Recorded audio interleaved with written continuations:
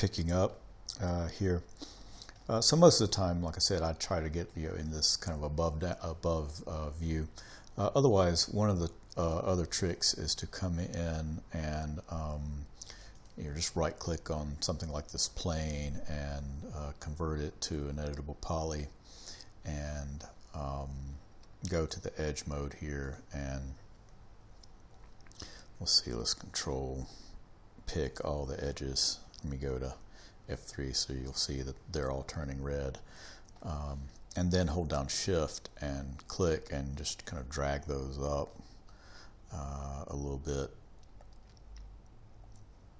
Actually, you really don't need all four of those. Here, let's just pick these back ones and let's shift drag those up, and then while they're still while they're up, so let's pick this one, and this one, and come over to the edit poly panel here, and you see where there's chamfer.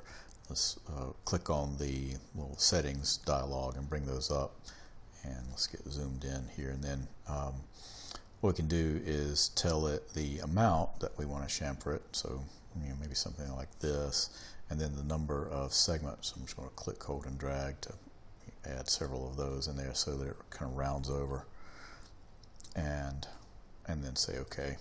So now this, no matter if I kind of zoom down to here, it should, and then be sure to get out of subobject mode, and I'm going to hit F3 to bring that back. Oh yeah, and you might end up getting a little bit of faceting since that was done as a chamfer. If that's the case, just come over with this object still selected, come over to polygon mode, click on that, do Control A to select them all, and then come down to the polygon smoothing groups, and then just do auto smooth, and that should, and then exit subobject mode. Yeah, and you can see that does some smoothing on those to make this a little bit softer. So now you kind of look around. That's probably a little bit harsh back there, but again, most of the time we're likely to be just kind of zoomed in on this thing. Let's see what we get from a render like that. Yeah, and that's going to make things a lot softer in that background.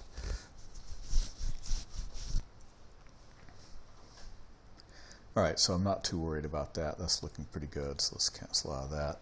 What I am worried about, though, is picking up a little bit of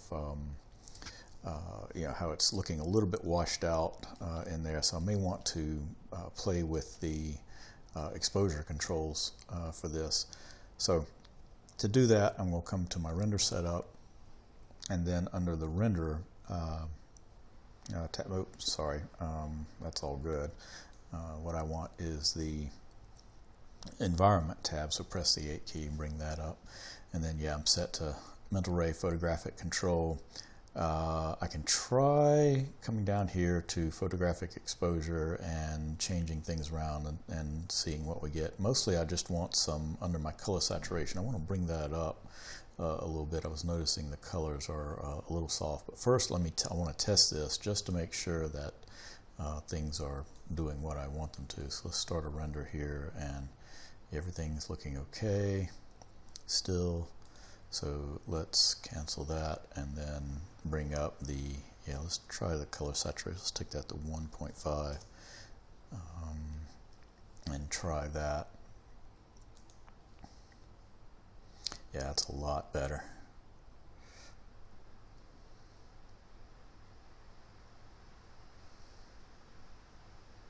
I'm just going to let this run so that I can kind of see what it's going to get on there. Yeah, that's looking good.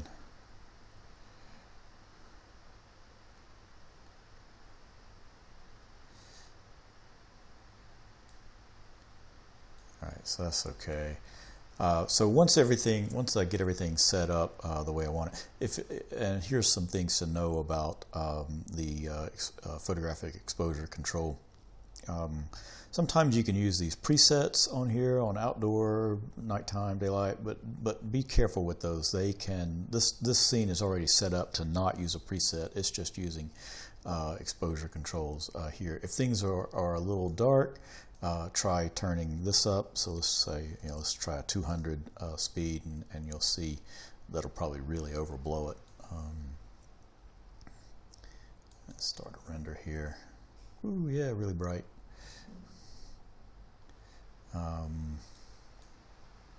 Let's cancel out of that. And if we took that down to something, say 50, and started rendering it, a lot darker. I think 100 looked pretty good, so I'm just going to take it back to that. And again, and you can see my white point here is set at that same 6500 Kelvin. If you want a little vignetting, what this does is, I don't know how high that goes. That goes all the way up fairly high. What it does is it puts a little bit of dark shading around the edges of the render. It gives it a very film quality to it. So just understand that. But this all, let's see, that if my shadows need to be brought up, I could probably bring those up, or the midtones. Midtones, I actually want to try that midtone. Let's try 1.5 on that. And let's see, make sure my saturation is still up. Yeah, that looks good.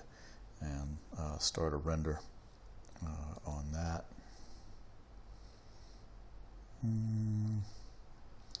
No, I think I like it back the other way. So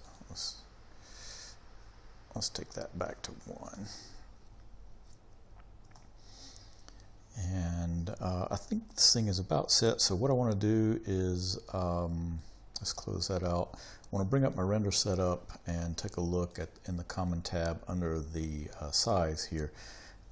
I have a preset here for 2550 by 1650. So if you have that in yours, go ahead and click it, and if you have Shift F to turn the safe frame on, it'll what you see here is what you get in the render, and that'll render it to the correct size. Then you would want to come down to Save File, and then give it a name. In this case, I already have this set, and you can click on the files here to browse to where you want to put it. In this case, I'm just going to put it in this Spade 01 folder that I have. It'll probably overwrite whatever I have in there. And you can, if you go ahead and give it a name, you can click on the setup. Just make sure this is cranked all the way to best on there, and then do save. Yes, it's going to overwrite. Yes, and that's fine. And then I'm just going to make sure I've got a good view of this thing. So in fact, let me close that out so it's not in my way here. Let's just pick this. So I'm rotating around it and just kind of get a good view of that, kind of corner to corner with it. Let's give that a try, see what we get. I don't know, I want a little more. Yeah, that should work just fine. This is plenty big. I could put this in almost anything. It would look just fine. So once that's set, let me bring the render set up and talk about how I got those buttons on there. Made the custom ones, because yours might be, you can see it's a custom setup here. All you need to do is right click on the button and then change that to whatever size you want, and then say OK, and that'll make it that button. And you also have some other presets over here. If most of the time I'm using HD TV here, because I'm rendering things in HD, so the 1920 by 1080 or 1280 by 720, or I can go back to my custom, and there's my 2550 by 1650. So once that's all set, I can just hit render, confirm overriding, yes again, and say yes, and then wait for it to render. Yeah, so it's going to take a bit of time. So I'm going to pause the video here while it's rendering.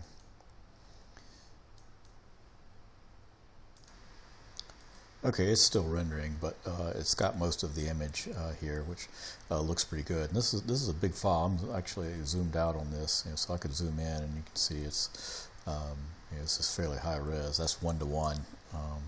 So once this thing is finished, it should have saved it, or if it didn't, if you were just rendering without saving, you can come over to this button right here and click that, and that'll save your image for you, and you can set up the file format and everything from that. I hope this helps, and I'll try to get another video that can show you a little bit more about lighting and rendering, and some different methods to do that that can be a little helpful. But as you can see, this is I was just rendering this right on my machine. It's probably going to run a little bit slower on the lab machines, but that's a huge image to render. So it renders a little faster than bunk speed at this level. So hope this helps, and I'll see you in the next video.